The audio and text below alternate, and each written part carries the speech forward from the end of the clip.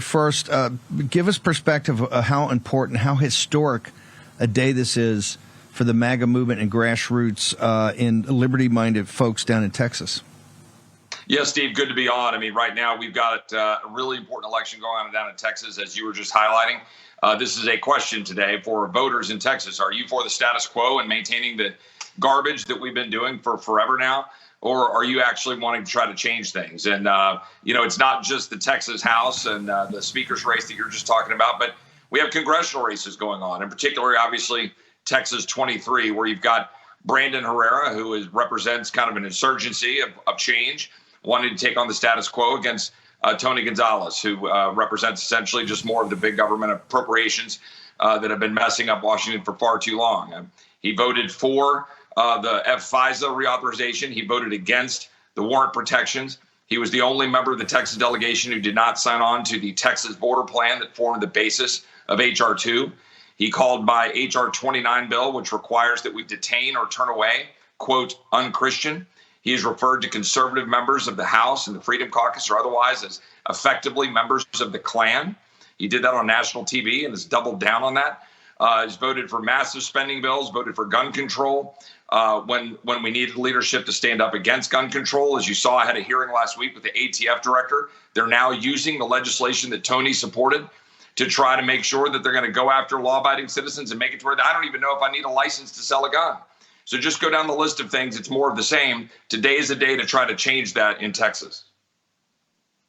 He also called you, Gates, others, anarchists, that you don't know how to run the House. You're just a bunch of anarchists. Your thoughts? Well, I can tell you that what's been happening in the House of Representatives for decades is the actual problem.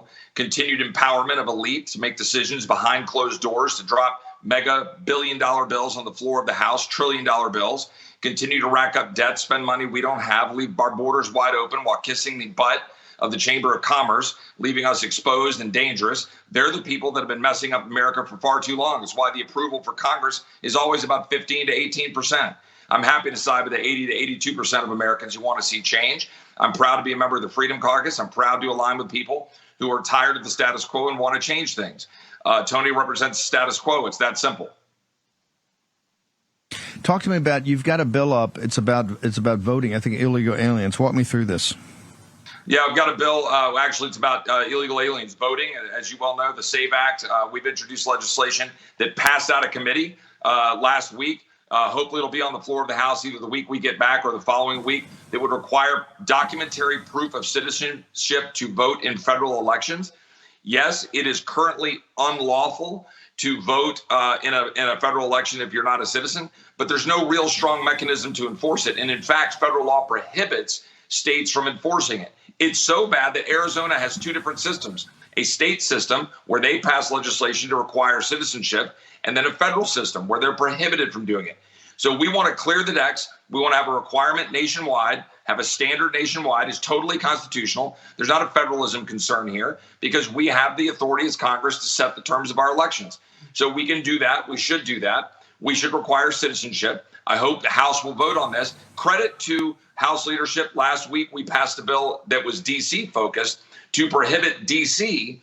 from allowing illegals or non-citizens to vote in elections in D.C. and state and local elections. There are other jurisdictions like Oakland and San Francisco and New York who do that as well. So the SAVE Act, we should make sure we pass it. Make sure you let all your members know that they need to support that bill. And if you're a Texan, get out and vote today. Vote for change. Vote against the status quo. Vote for members who said they will affiliate with the Freedom Caucus. Vote for members that will agree with, say, Brian Harrison and the folks in the Texas legislature who want to fundamentally change the place, stop allowing Democrats to be chairs, and make sure that we can take the Texas House back, but also the U.S. Congress in Texas 23 and other important races.